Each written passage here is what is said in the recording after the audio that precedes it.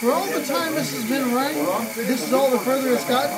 Yep. Slow and steady. 3 passes per gear. Oh, 3 passes per tooth?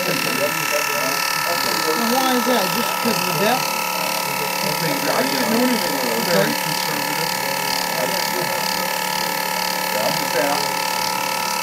Now, me and my limited knowledge, couldn't you just go full depth and go at a slower rate and get the same thing? You might get some chattering at first.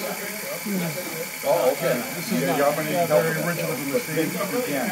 Because you'd have more of an arc in the cutting path. We were thinking of doing a fly cut. Are you going to convert over to the